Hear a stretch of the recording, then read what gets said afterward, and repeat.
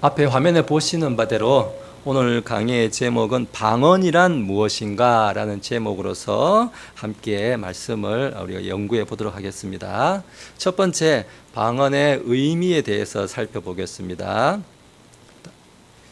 문자적 의미와 성경 사전적 의미 두 가지로 한번 보겠습니다. 첫 번째, 방언의 문자적인 의미로는 성경에는 헬라어, 그리스어로는 글로사라고 이렇게 기록하고 있는데 그 원래 뜻은 우리가 혀를 갖다 말하는 겁니다.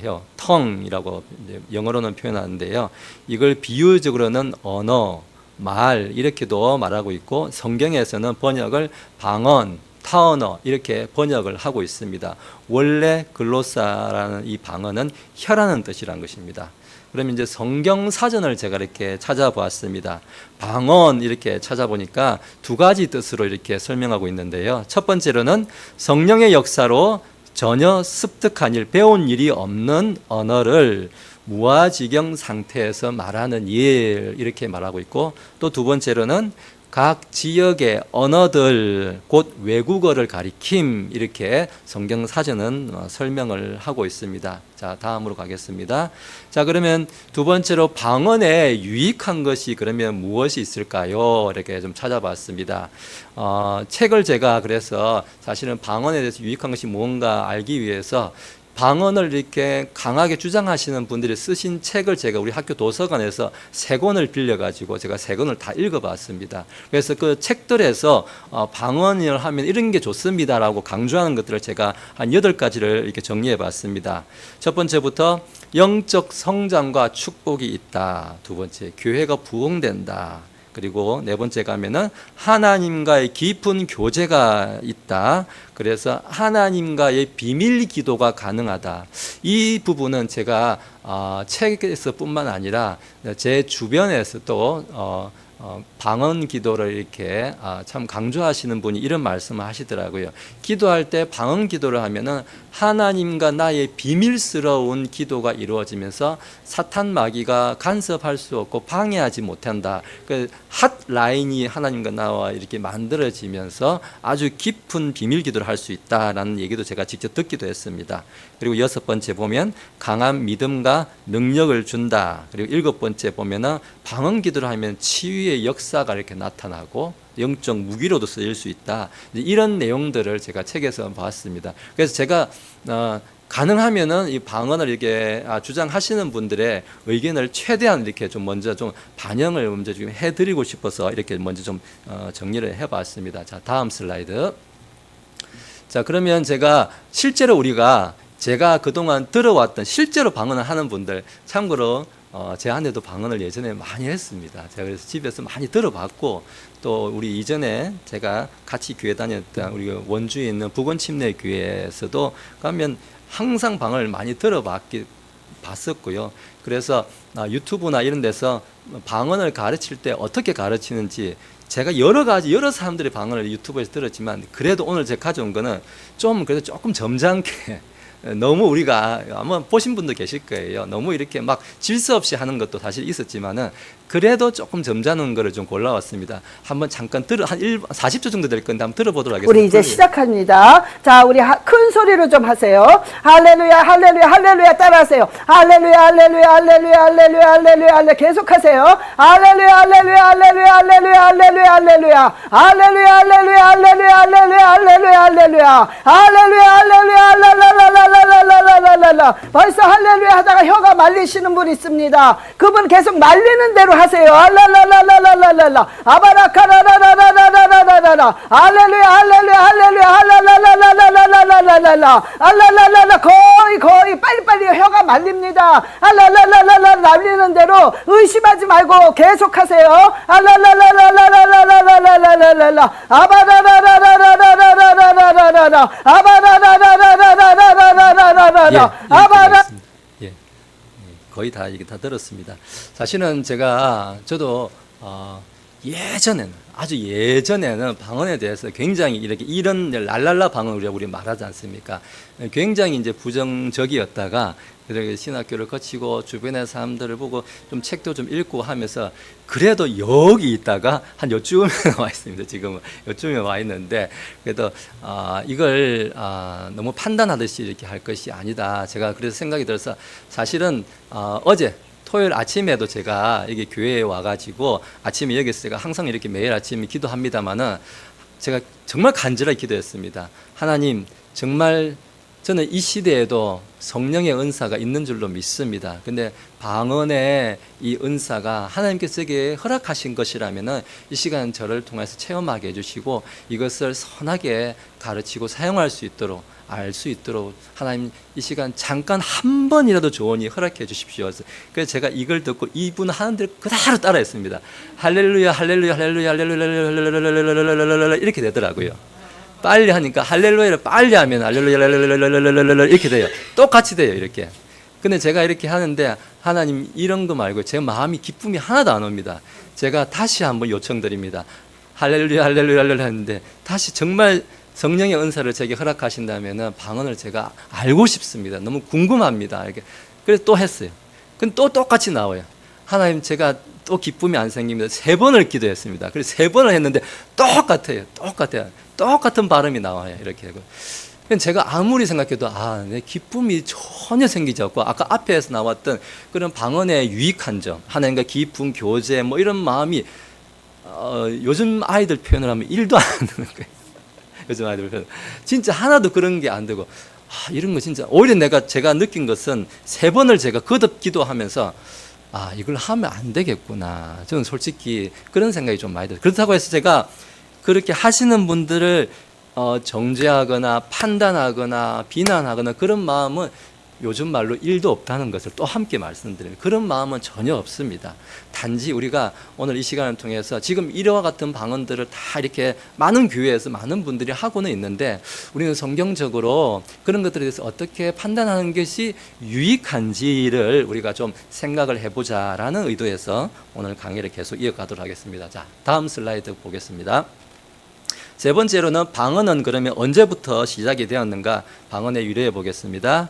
우리 성경에서 보면 방언이란 것이 가장 먼저 최초로 나오는 곳은 사도행전 2장 4절입니다. 사도행전 2장 4절 한번 읽어보겠습니다. 그들이 다 성령님으로 충만하여 성령께서 그들에게 말하게 하시는 대로 다른 언어들로 말하기 시작하더라 이렇게 말하고 있습니다. 다른 언어들, another tongue으로 말하기 시작하더라. 여기 보면 말하기, 앞에 슬라이드 되도록 할게요. 여기 보니까 말했다는 것은 다른 언어로 말했다는 것은 방언은 듣는 기적이 아니라는 거예요. 어떤 분들은 그렇게 해요. 이 사도행전 2장을 말하면서 방언을 랄랄랄라 방언을 했는데 듣는 사람의 귀에 각 나라 말로 들렸다 이렇게 주장하는 분들도 있어요. 그런데 오늘 성경에서는 보니까 다른 언어로 말을 했다고 하지 들었다고 말하는 게 아니에요. 먼저 말을 했다라는 거예요. 그리고 2장 6절로 이제 다 내려가면은 자기 자신의 말로 제자들이 말하는 것을 들었다. 이제 이렇게 말하고 있습니다. 순서상을 보더라도 말을 했고 그리고 외국에서 오순절이라고 찾아온 사람들이 자기 자신의 자기 동네 말로 말하는 것을 들었다. 이제 이렇게 말하고 있습니다. 그러면서 9절부터 11절 보면은 우리는 파르티아 사람, 메데 사람, 알람 사람, 어디 사람, 로마 사람, 여러 지역이 이제 나오게 됩니다. 그래서 15개 언어로 말을 했다. 그래서 오순절 날 성령이 임해서 이 방언한 이 사건에 대해서는 외국어 방언이라는 것은 이거는 사실 제가 어디 가서 들어도 99% 이상의 사람들이 다 이거는 사도행전 2장에 대해서 외국어 방언이라는 것은 거의 아무도 부정하지 않고 다 인정하는 분위기라고 제가 제 경험상 그렇습니다. 저도 그렇게 생각을 하고 있습니다. 자, 다음 슬라이드. 자, 그리고 사도행전 2장 다음에 이제 사도행전 10장 가면 이제 베드로가 고넬료 이방인 백부장 고넬료를 찾아가 가지고 고넬료 집안 사람들이 또 방언하는 사건이 거기도 기록이 되어 있습니다. 여기 보니까 10장 46절로 보니까 이는 타 언어로 방언을 말하며 이제 베드로가 지금 그렇게 말하고 있는 것입니다. 그러면 47절 보면은 이들이 우리와 마찬가지로 성령을 받았다 이렇게 말합니다. 베드로는 성령 침례를 받고 방언을 언제 했습니까? 아까 사도행전 2장에서 했죠. 근데 그거와 마찬가지로 여기 고넬료의 집안에서도 성령님을 받았다. 지금 방언이 사도행전 2장에 있었던 방언이나 고넬료 집안에 있었던 방언이나 다르지 않다라는 거예요.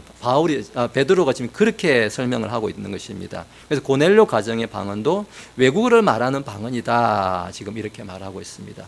자, 세 번째 가면은 이제 사도행전 19장까지 갑니다. 19장은 바울 사도가 선교 여행을 3차 선교 여행 때 이제 에베소에 들리게 됩니다. 근데 에베소에 들렸을 때 그 유대인 제자들에게 안수하면서 그들이 이제 방언하는 사건인데, 바울이 안수하며 그들이 타언어들로 말을 했다고, 대언했다, 예언했다 이렇게 말하고 있습니다.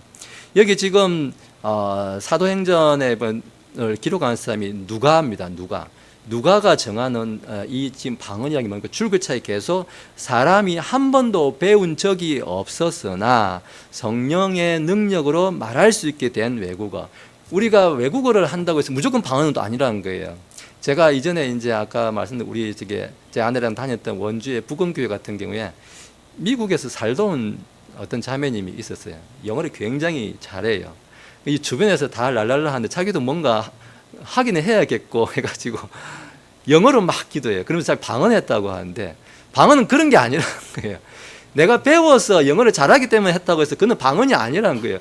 물론 사전적 의미로서 외국어 했다고는 할 수 있죠. 근데 성경이 말하는 한 번도 배운 적이 없는 외국어를 하는 그런 형태의 방언은 아니라는 거예요. 영어 했다고 해서 중국어 했다고 해서 일본어 했다고 해서 그런 방언은 아니라는 것입니다. 그걸 오해하면 안 된다는 것입니다. 자, 다음 슬라이드. 그래서 우리가 오순절날에 있었던 이 방언의 의미에 대해서 좀 저는 생각을 해보고 싶은 게, 우리가 방언 사건을 조금 거슬러 올라가면은 바벨탑 사건, 창세기에 있는 그 바벨탑 사건인데, 인간들이 하늘에까지 높아지려고 교만하려고 하는 그것을 다 흩어버리신 사건에 언어를 하나님께서 혼잡하게 하셨다. 세상에 언어가 하나였는데 그때 혼잡하게 됩니다. 근데 그 혼잡하게 하시니까 사실상 심판의 사건이에요. 근데 그 심판을 다시 되돌린 사건이 이 오순절 성령 강림으로써 하나님과의 깨어졌던 그 관계가 이제 이 성령을 통해서 이런 방언 사건을 통해서 다시 하나님과의 회복하게 되는 이런 의미가 이 오순절날 성령 강림과 이런 방언 사건으로 설명한 것이, 그게 신학적으로는 가장 타당한 해석이다라고 많은 신학자들은 말하고 있습니다. 우리가 또 한 가지 생각해야 될 것은 맨 밑에 쭉 보면은요, 우리가 신약 시대만 성경에 보면은 방언이 기록되어 있지, 구약 시대로 올라가면은 단 한 사람도 방언을 아무도 안 했다는 것입니다. 아담, 아브람, 야곱, 다윗, 엘리야는 어떤 사람입니까? 그냥 죽은 사람도 살리는 사람이었어요. 예레미야, 우리 예수님까지, 침례자 요한도 있었지만 예수님도 아무도 방언을 안 했다는 거예요. 성경에, 적어도 성경을 보면은 기준을 생각하면은 예수님까지, 아담부터 예수님까지 단 한 사람도 방언을 했다는 기록이 없다라는 것입니다. 그리고 사도행전 2장에 왔어야 비로소 방언이 시작되었다는 겁니다. 그 우리가 대단한 아브라함이, 그 쟁쟁한 사람들은 과연 신앙이 없고 믿음이 없고 이래서 방언을 안 했을까라는 생각인 거예요. 그 사람들은 이 신약시대 사람보다 정말 조금 모자란 신앙이냐, 우리가 이렇게 좀 생각을 해보자라는 것입니다. 결코 그 사람들이 신약시대 사람보다 더 신앙이 좋았으면 좋았지, 저는 못하다고 생각은 들지 않는다는 것입니다.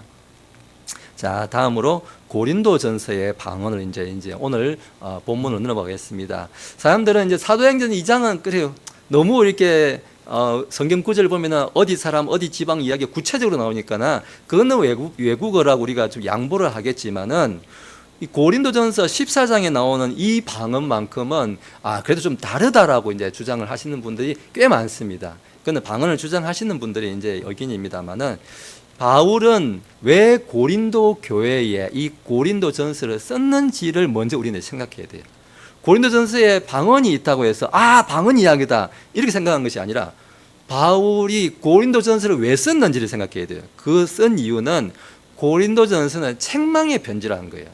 너 잘했다 이렇게 격려해 주는 편지가 아니라 아주 고린도 후서 가면 조금 격려가 나오지만은 고린도전서는 철저하게 고린도 교회를 책망하기 위해서 고린도 교회가 질서가 없고 무질서한 그러한 교회이기 때문에 책망하려고 쓴 편지가 고린도전서라는 것입니다. 예를 들자면은 고린도 교회 그 당시에 성령의 은사가 너무 많았던 것입니다. 성령의 능력이 이렇게 많이 우월성이 나오고 하니까 사람들이 자기를 막 자랑하고 과시하고 나 이것도 해 저것도 해 막 이런 무질서함이 있었다라는 것입니다. 여러 가지 무질서 또 성적인 문란함까지도 있었는데 거기에서 특별히 이 14장은 방언을 사용하는 데 있어서 질서 없이 사용을 한 문제에 대해서 오늘 지적을 하고 있는 것입니다. 특별히 그 고린도 교회는 우상 숭배가 굉장히 많았던 것이에요. 그 신전들이 많아가지고 그런 이방 신전의 여자 사제들과 그런 악한 그런 풍습들 그리고 거기 이방 신전에서 가져온 그런 웅울웅울하는 소리 반복적으로 이렇게 주문해온 소리 그걸 교회로 들고 들어와가지고 사람들이 질서 없게 행하는 그러한 일들이 있었다라고 이렇게 역사가들이 이렇게 전해지고 있습니다. 그래서 이 고린도전서는 책망의 편지라는 것입니다. 자, 다음 슬라이드. 자, 그래서 고린도전서 14장을 우리가 전체적으로 한번 맥락을 보도록 하겠습니다. 1절부터 5절까지를 보면은 이런 내용입니다. 대언, 예언하는 거. 요즘으로 치면은 설교와 성경 공부 이런 거예요. 설교가 이런 거 대언이 방언보다 우선한다라는 것을 1절부터 5절이 말하고 있는데 14장 1절을 같이 읽겠습니다.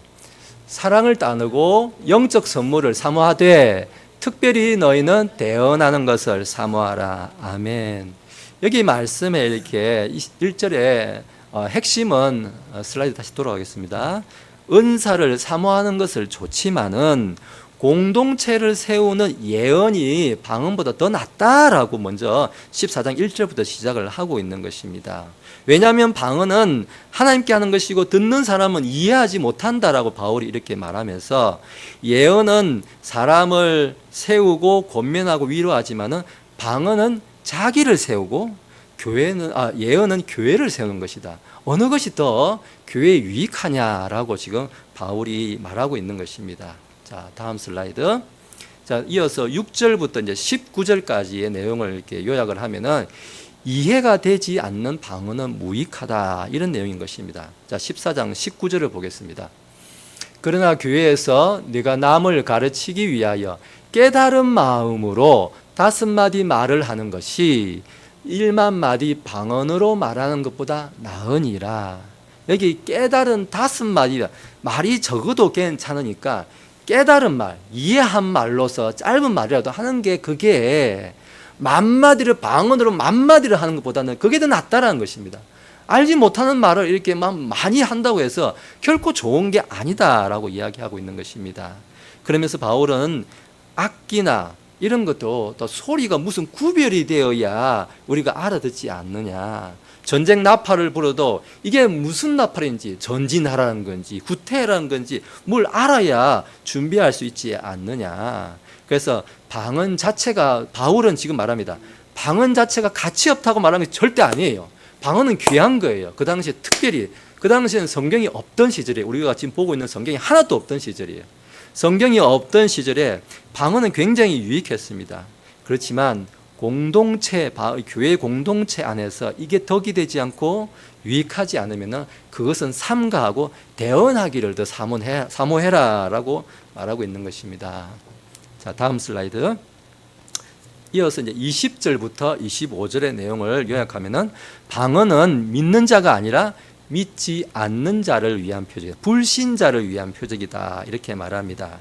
여기에서 보면은 좀 우리가 유념해서 봐야 될 구절이 21절입니다. 고린도전서 14장 21절 보면은 이사야서의 말씀을 바울이 인용을 합니다. 이사야서 28장 11절 12절의 말씀인데 이게 무슨 말이냐면요. 하나님께서 지금 이스라엘 백성들에게 이스라엘의 그 말로서 해줘도 선지자들 통해서 그렇게 말했는데도 이스라엘 백성들이 듣지를 않으니까 이제는 하나님께서 이방 민족 다른 나라 말로서 언어로서 말씀을 하신다.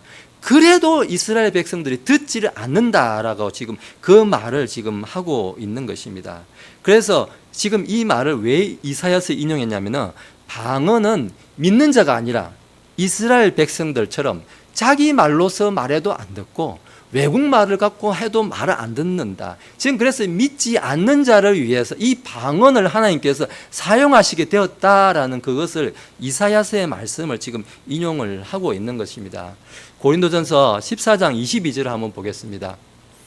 여기 보니까 그러므로 방언은 믿는 자들을 위하지 아니하고 믿지 아니하는 자들을 위한 표적이다, 이렇게 이야기하고 있습니다. 반대로 예언은 믿는 자들을 위함이다, 이렇게 말하고 있는 것입니다. 제가 예전에 이제 많이 좀 그때는 좀 마음이 좀 이렇게 좀 지금보다 좀 더 거칠게 이렇게 방언에 대해서 이해할 때는 23절의 말씀 이렇게 많이 들었는데 23절 이렇게 끝에 보면은 온 교회가 함께 모여 모두 다 타언어, 방언으로 말하면 배우지 못한 자들이나 믿지 않는 자들이 들어와서 너희가 미쳤다고 하지 아니하겠느냐, 바울이 이렇게 책망합니다. 그 당시에 저는 계속 말씀드린 것은 방언이 귀한 거예요. 좋은 거예요. 필요했던 거예요. 사실은 성경이 없었기 때문에. 그럼에도 불구하고 알지 못한 자들이 들어와서 보면은 그 사람들 눈에는 정말 온전치 못한 사람으로 보일 수가 있다. 그래서 질서 없이 하는 것은 결코 교회에 유익하지 않다라고 말하고 있는 것입니다. 자, 다음 슬라이드. 이제는 26절부터 끝에 40절까지입니다. 여기에서는 이제 공예배에서의 질서에 대해서 말하고 있는데, 교회 안에 이 고린도 교회에 은사가 넘쳤던 교회예요. 방언뿐만 아니라 뭐 병고침의 은사도 하고 여러 가지 막 좋은 은사가 많이 나타났던 거예요. 근데 이 모든 은사는 다 어떻게 써야 되냐? 교회의 유익을 위해서 사용되어야 된다라고 말하면서 방언을 하되 하는 것은 자유지만 통역자가 있어야 된다. 방언이 통역이 안 되면은 교회에서는 절대로 방언을 하면 안 된다라고 28절에서 이야기하고 있습니다. 왜냐하면 알아듣지 못하는 말을 교회에서 이렇게 해봤자 아무런 유익이 안 된다는 것입니다. 그러면서 34절, 35절 보면은 특히 여자는 교회에서 무질서하게 말하지 말고 이제 잠잠하라, 이런 언급도 이렇게 들어가 있는데, 사람들은 이제 이 구절을 가지고 좀 이렇게 잘못 이해해가지고 교회에서 여자는 기도도 하지 말고, 여기서 말하는 기도는 대표 기도도 하지 말고 설교도 하지 말고 가르치는 거 아무것도 하지 말고 여자는 교제만 나누라, 이제 이렇게 좀 이렇게 근본주의 신학을 하시는 분들 가르쳤어요. 저도 예전에 이제 그런 얘기를 들었지만은 전혀 이런 구절은 그런 구절이 아니라 여자가 뭐 교회에서 아무 말도 하지 마라, 그런 뜻이 아닙니다.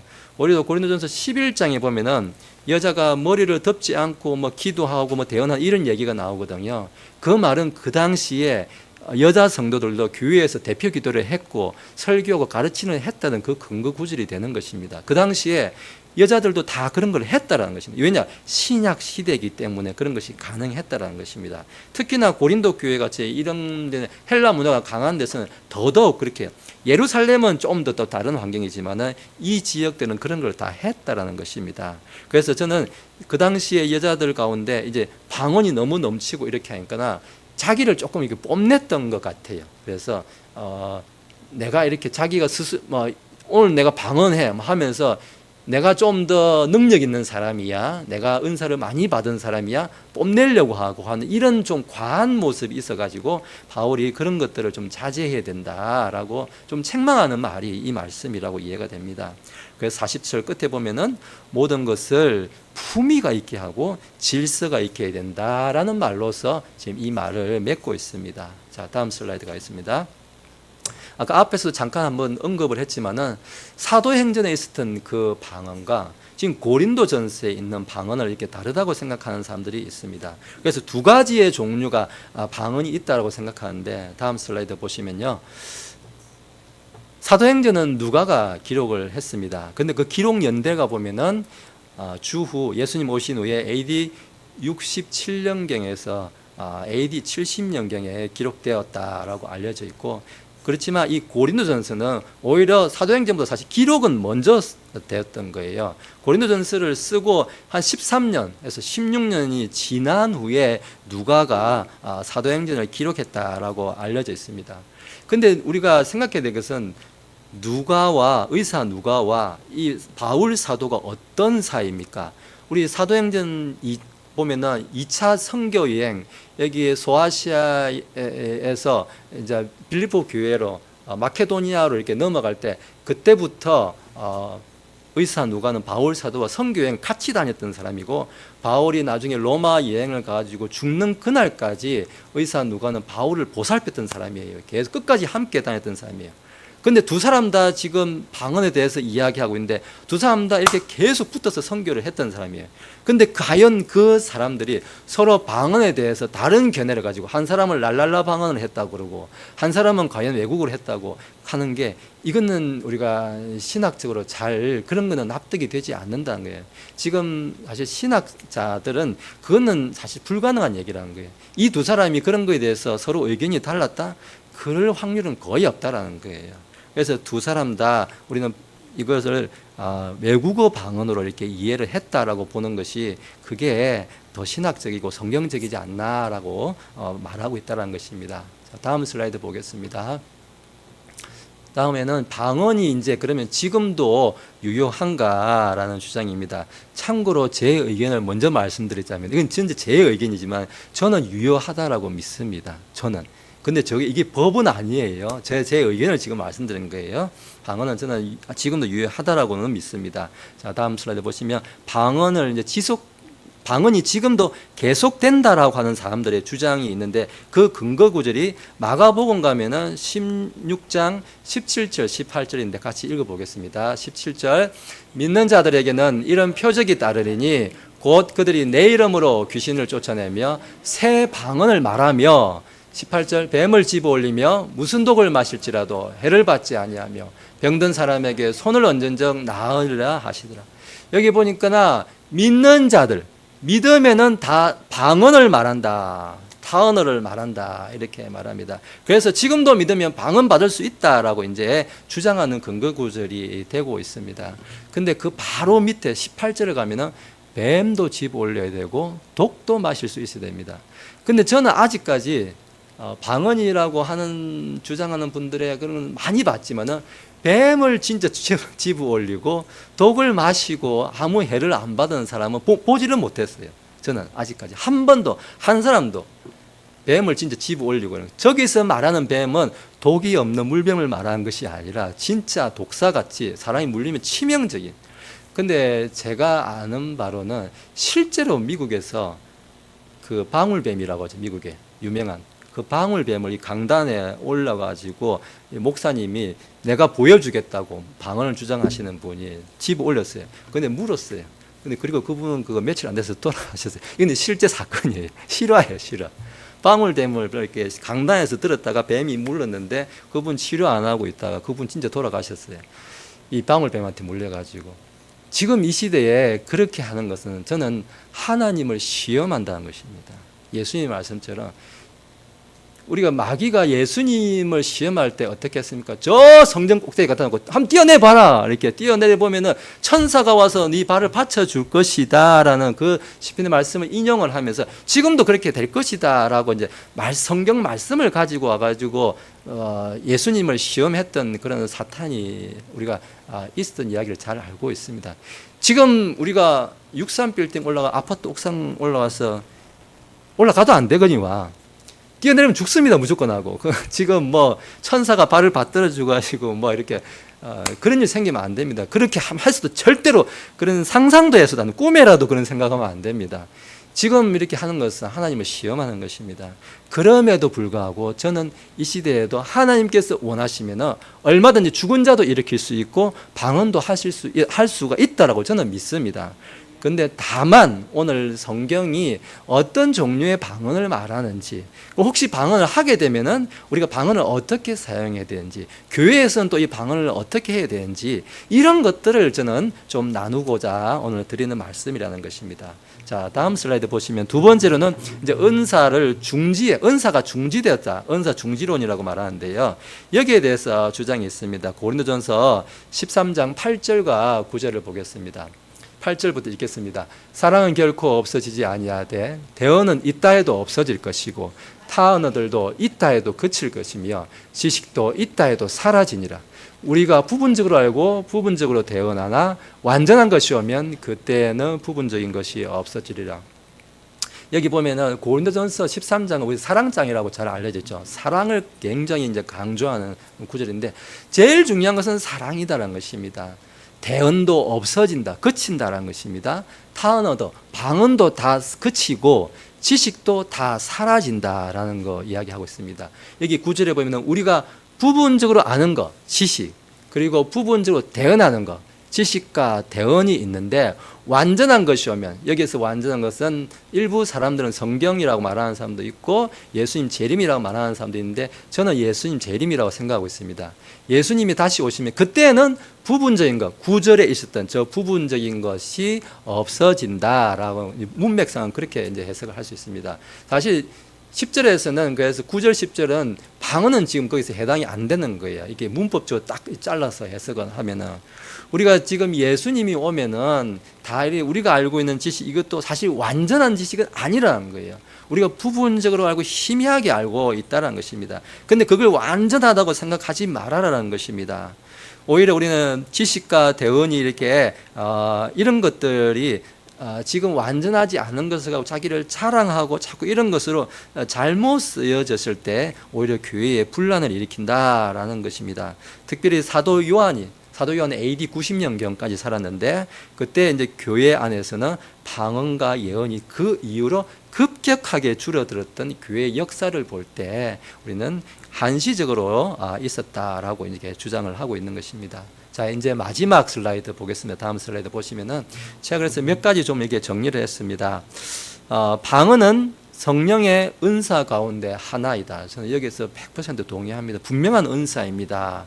그리고 공동체 안에서는 방언을 하되, 방언이 나오면 방언이 하되 통역이 반드시 있어야 한다는 것입니다. 바울이 말하겠던 것처럼 교회 안에서 통역하는 자가 없으면 방언을 잘 하지 않는 것이 낫다는 것입니다. 세 번째, 방언은 아까 앞에서도 말했지만 지나가는 것이라는 것입니다. 오히려 방언보다 사랑이 그보다 우선한다.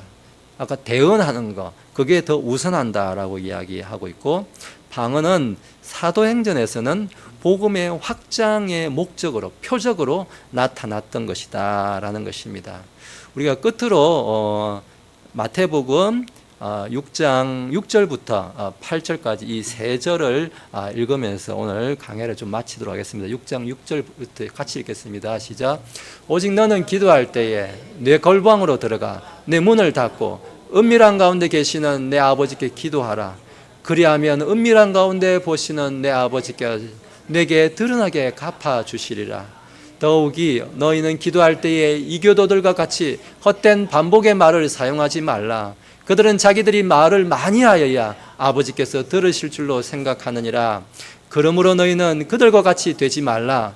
너희 아버지께서는 너희가 그분께 구하기 전에 너희에게 필요한 것들을 아시느니라. 아멘. 저는 방언에 대해서 오늘 이렇게 아침까지도 제가 이렇게 일찍 제가 잠을 깨어서 이렇게 묵상을 하면서 생각을 해보았습니다만은 그런 생각이 또 들었습니다.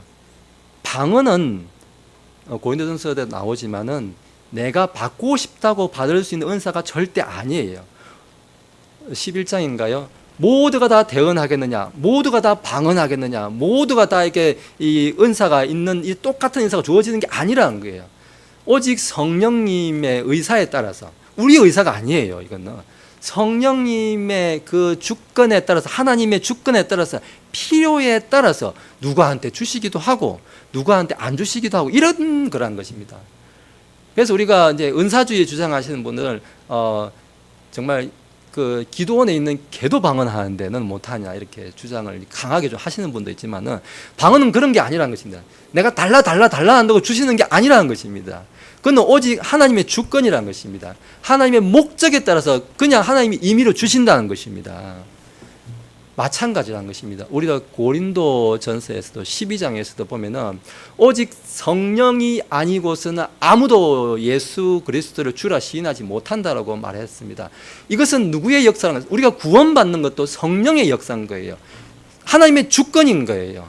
인간이 자유의지로 내가 오늘 여기서 방언할게요 말게요 뭐 이렇게 자기 멋대로 뭐 성령을 부리듯이 이렇게 할 수 있는 게 아니라는 거예요. 우리 하나님을 우리가 부리는 존재가 아니라는 것입니다. 우리는 그렇게 생각하는 것 자체가 사실 이렇게 신성모독이라는 것입니다. 오히려 주시면 감사하고 감사하고 이걸 겸손하게 온유하게 사용은 할 수가 있습니다. 그렇지만 또 주어지지 않는다고 해서 조금도 위축될 거 없습니다. 바울은 그렇게 말합니다. 내가 너에게 방언으로 이렇게 가르치지 아니하였다고 이야기합니다. 만약 여기서 설교하는 사람이 방언으로 막 이렇게 설교를 했다고 하면 생각해 보십시오. 그게 무슨 도움이 되겠습니까? 저는 그런 차원에서 보면은 방언은 저는 은사는 받지를 못했지만은 말씀을 연구하고 말씀을 찾아서 깨닫고 이해하고 말씀을 또 전달하고 가르치고 나누고 하는 이런 은사가 또 목회자에게는 더 중요하지 않나, 필수적이지 않나, 저는 또 그런 생각을 함께 해보았습니다. 그래서 우리가 각자의 필요에 따라서 그 사람의 목적에 따라서 하나님께서 저는 좋은 은사를 한 가지 이상은 저는 다 주셨다고 믿습니다. 성경이 그걸 말하고 있습니다. 섬기는 은사를 주신 분도 있고요, 말씀에 깨달는 은사도 주셨고요, 종류마다 다 한 가지씩은 은사가 있는 거예요. 그런데 그 중에서 방언의 은사가 있으신 분도 있고 또 없으신 분도 저처럼 없는 사람도 있습니다. 그런데 있는 사람은 있는 것을 자랑하지 말고 또 없으신 분은 없다고 해서 막 내가 구원 못 받았나? 아까 믿으면 다 된다고 했는데 이렇게 생각하실 필요도 없고 서로가 서로를 교회를 세워주기 위해서 자기가 받은 그 은사를 여러 가지 중에 하나의 은사를 잘 사용하면 좋겠다. 이제 오늘 이 맺은말로서는 방언에 대해서 이렇게 좀 말씀을 드리고 싶었습니다. 아무쪼록 이렇게 가정에서도 교회에서도 이것을 가지고 이것이 뭐 맞다, 또 틀리다, 뭐 나쁘다, 좋다 이렇게 표현하시기보다는 그 주신 은사를 귀하게 생각하고 하나님 감사하게 생각합니다. 하나님 근데 이것이 복음의 도구가 되기를 원합니다. 나의 도구가 아니라 복음의 도구가 되기를 원합니다. 그렇게 다 기도하면 좋겠습니다.